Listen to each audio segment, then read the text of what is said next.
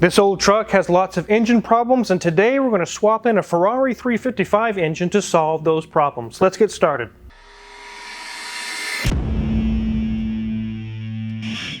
Oh no, you're not. I think that goes back in the 355 that's getting the major service done. That's true.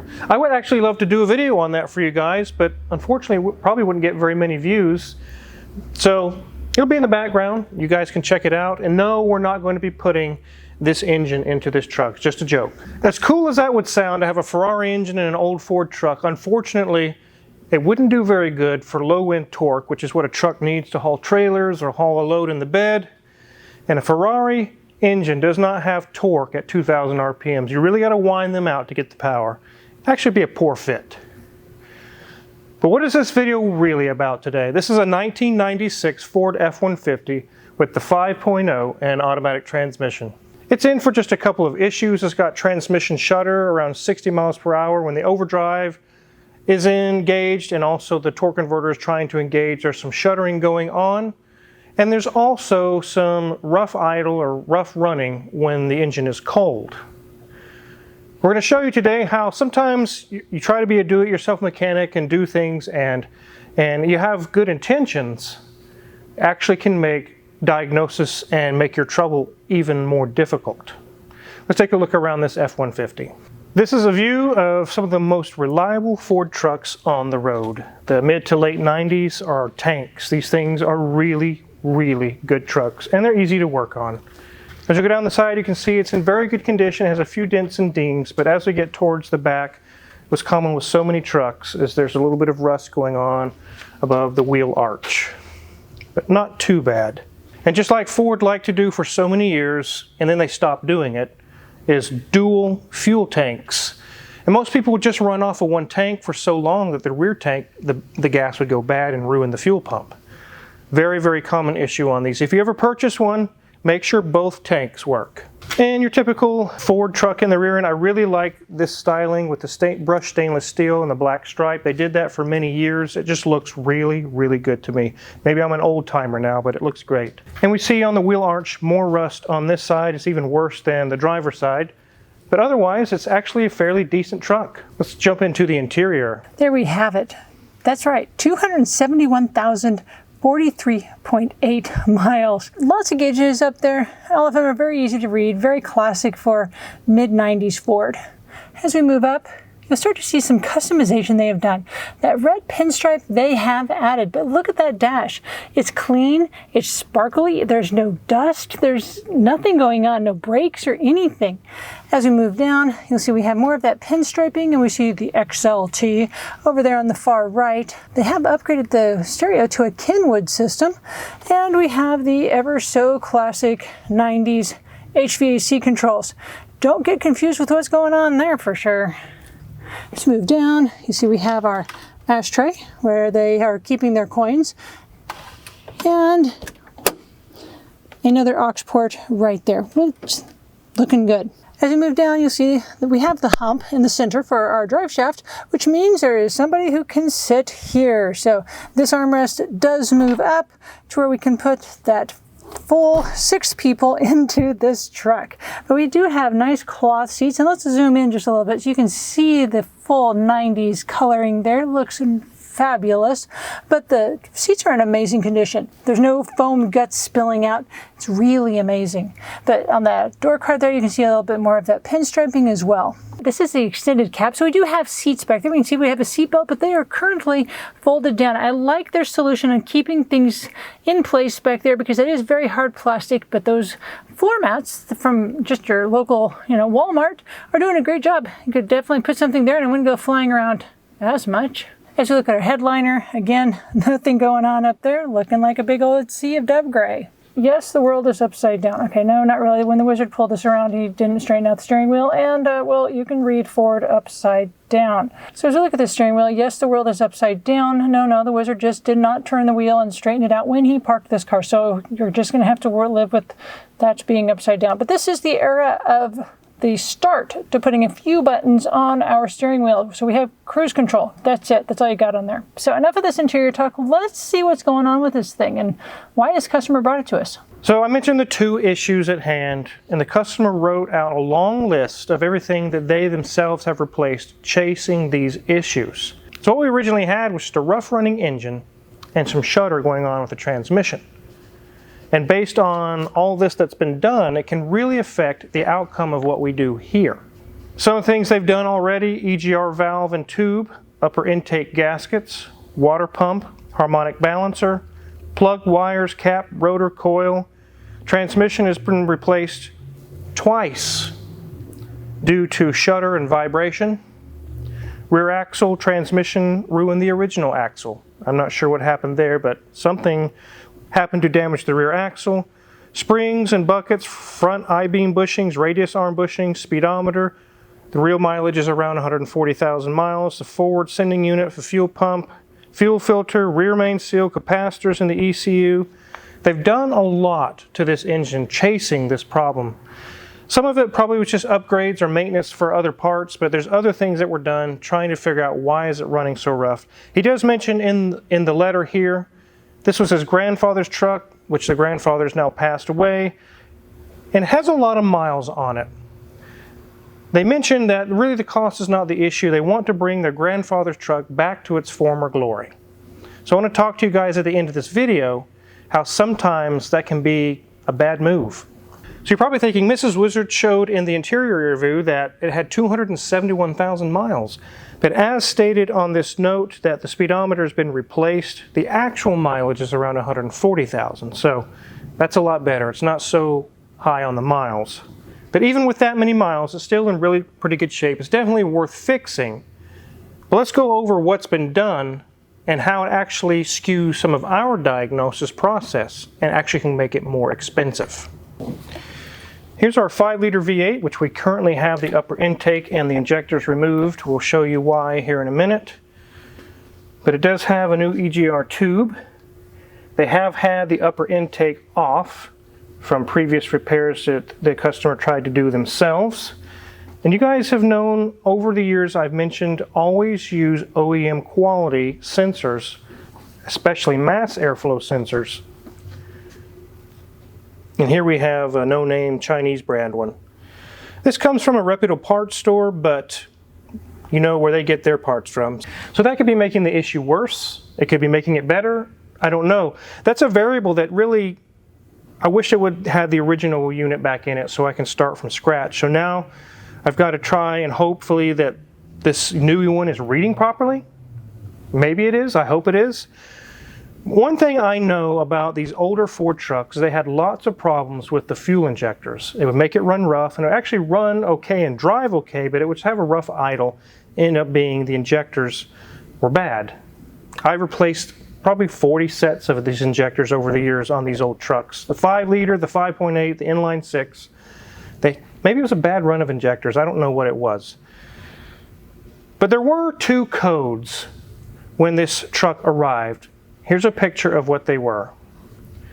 It has crankshaft sensor fault and also insufficient flow from the EGR. So you say, okay, well maybe the EGR valve is bad. Well, they replaced that. Maybe the tube is cracked. Well, they replaced that. So you can see other hands have been in the cookie jar here. Did they do a good job? Did they not do a good job? Were the parts quality? It really adds to a lot for the diagnosis time. So we looked at those codes thinking maybe there's something to these codes that this customer's been chasing, only to find out one of the codes was caused by the customer. It wasn't even related to this original problem. And how, you guys, I'm letting you know out there, you get into this situation, you help a friend out who's been doing a bunch of work on their vehicle, you could run circles for days trying to figure out what happened, and you find out, oh, all this time it was this or that, or you wasted a lot of time. So let's get underneath the vehicle. We can't really put it on a lift right now, but me and Mrs. Wizard will lay on the ground together on a blanket together for you. Wizard? No, not that. Really? Really? A blanket on the ground? I don't even get a creeper? Come on, Mrs. Wizard. I don't even get a creeper? No, no creeper. This is just a blanket. It's fine. Oh, okay. Here we go. So we see the customer has put on a new harmonic balancer. I'm not sure why. And you think, okay, so that's good to go, so we're done looking here. But I have been around the block a few times on cars, and I tend to notice things. When I saw this, I knew that it has the crank sensor right here. And then my question was, where the hell is the tone ring? There's supposed to be a tone ring with 4 little points on it so that the sensor can actually read it. It's gone. It was not included with the new harmonic balancer. Let's go take a look at the old one that the customer pulled off. So here's our old harmonic balancer. It looks like a compass, north, south, east, west. There's this ring that's missing from the new harmonic balancer. That would explain why there is a crank sensor code. So do you see how you can run circles for a couple of days? I've been down this path, guys. If you're diagnosing a vehicle and a customer has been through a whole lot of systems, you really need to talk with them and figure out what they've done, because you may be focusing on one area and it's not even that at all. Okay, Wizard, so is the one installed right now working, or is it totally incorrect? It works as far as being a dampener, but it's not working as far as telling the crank sensor what's going on. I don't see anything wrong with this harmonic balancer. The rubber is still intact. It's not damaged. There doesn't have any issues going on other than just dirty and rusty. We'll very likely put this old one back on. So you can order new harmonic balancers for these F-150s. They do not come with the reluctor ring or the tone ring, whatever you want to call it. You have to take the old one off sometimes and press it onto the new harmonic balancer, but then you have to get the location just right. It's easier just to put the old one back on. There was nothing wrong with it. The customer might be able to take their new harmonic balancer back and get a refund, I don't know, or keep it for the future. There's nothing wrong there. So we got that eliminated. We know once we put the new harmonic balancer on, or the old one I should say, that code will go away. That's solved. So now we're left with the EGR insufficient flow code. They mentioned they put an EGR valve on. Let's take a look at that. These are the years of Ford trucks having the folded upper intake plenum, and it's over the passenger side valve cover and all the injectors and everything. If you want to work on those items, you got to get the plenum off. So here's our plenum. It says Ford 5.0 EFI. We can see that they did put a new EGR valve on. We showed you the new tube they already put on. That was very likely just a parts cannon type of a deal. And our new EGR valve, is it good? We'll have to do some testing to figure that out, which adds to more time. But I know from working on these old Ford trucks and cars for many years that there is another sensor that can go bad and give that code that has nothing to do with the EGR valve being bad or cracked tubes or anything. And it's the DPFE sensor, of a differential pressure type of a sensor. We have the old one. I'll show it to you here. It looks like this. It's just a little rectangle piece of aluminum. But as you can see, it has 2 vacuum lines that go here. It's severely corroded, and I've got my little borescope camera that looked down in there, and the rust goes all the way inside of it. I've replaced tons of these for this code, and it always fixed it.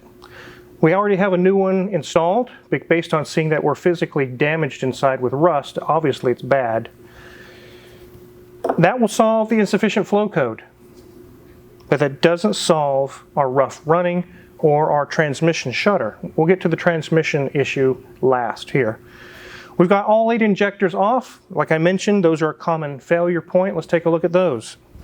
Here's all 8 of our original Ford injectors. They should measure about 14.4 ohms when they're brand new, and they measure that just fine, but they can be mechanically failed as well. Although it may measure fine with an ohm reading, it may be not spraying a nice fine mist. It could be just squirting a solid stream, or not squirting at all. Something mechanically has failed inside. We will be doing a bench test. I've actually ordered a fuel injector flow bench, so we can start using those in the shop. We may show that on a future video, but if these prove to be bad, we'll replace them. That might solve the rough running issue. We did do a compression test. It was about 145 to 150 across all 8 cylinders. That's good. That's a healthy engine, and they're not deviated greatly between one cylinder and another, so it's not a compression issue. One thing we did notice when we removed the intake upper plenum is that the gasket that was there was torn. That could be a vacuum leak that could cause it to run rough. We're going to reassemble if the injectors pass and they test good. Put everything back together with new gaskets, with a new DPFE sensor. It very likely could solve the rough running issue, especially with that cracked plenum gasket. We also going to make sure all the spark plugs are good, everything's going good, but we really had to work around and make sure everything else that had been tampered with wasn't causing further issues. We did call the customer and tell them, hey, this could add some extra time to the diagnosis. He said, that's fine, I'm happy to pay it. So we got the green light to do it, so we're jumping into it. Well, let's talk about this transmission shutter. We all know these Ford transmissions have where the torque converter clutch will fail, and when you're in overdrive and it wants to do a torque converter lockup, it'll actually feel like the whole thing's shaking pretty bad. Usually a torque converter fixes that, but if you run it too long that way, the clutch material will get all in the transmission and destroy the transmission, which sounds like, based on what the customer said, that possibly what has happened. This recently had a transmission and a torque converter replacement. Let's get under the truck again, Mrs. Wizard, and take a look at that. Here we see the transmission. It's very likely an E4OD. You can see it's all black. It's a reman unit. We did pull this little plug here and verify that the torque converter has also been replaced. So this has all been replaced, according to the customer's statement, twice already. We don't get up and down off the floor like we used to, Mrs. Wizard. No, I don't like crawling under cars unless they're on a lift. Yeah. We just wanted to show you really quickly a couple things without having to put it on the lift. It doesn't run, obviously, right now. You guys get the idea. Here's what we're going to do about that transmission shutter. Nothing. Nothing. I'm not touching it. Here's the reason why. There's very likely some kind of a warranty with that transmission and that torque converter. If we start tampering with it, or let's try this, or let's inspect, let's pull this apart, take a look, then the warranty that's there could be fully voided. So when the customer does finally take it back to the company to have this looked at, they might say, somebody's been in here, you just lost your warranty, buddy. And then you have a very, very angry customer. I wish you wouldn't have touched my transmission, I lost my warranty. So that's why with the transmission we're going to say take it back to where you had the work done. You need to exhaust all of your possibilities with warranty work before we will take a look at it, because we could get into a world of hurt by tampering or changing or messing with anything on the transmission. These older Ford trucks, 95, 6, 7 in that range, are really some of the best Ford trucks out there. If I needed a truck that it's reliable, I use it once in a while to haul something, but I don't want to spend $98,000 on a new truck, this is definitely the ticket. Now I do have an old V10 Dodge Ram. It's actually for sale if you want to contact Crazy D in the office. Those are great for hauling heavy loads, but not for everyday, hauling some mulch for your garden or something. Those are not the trucks to use. They are way overkill for that, but they are good trucks. For everyday use, something like this is excellent. Now we're going to get the intake plenum back on once we verify the injectors are good. If they prove to be bad, that might be luckily the problem causing the rough running. We'll get those replaced. When we did smoke test it before disassembly, we saw that the plenum was leaking. We verified that when we pulled the plenum off. There was some cracked intake plenum gasket there. So somewhere along those lines, we will solve the rough running issue. The transmission issue is going to have to go back to where this job was done so that we don't void the customer's warranty and make an enemy out of our customer. If you're curious what kind of tools we've used to go this far or figure out what's wrong with this Ford truck or any other vehicle in the shop, check our Amazon affiliates link in the description below. We get a small cut and really appreciate it. Make sure to hit the subscribe button because we have many more cool videos to come. Thanks for watching.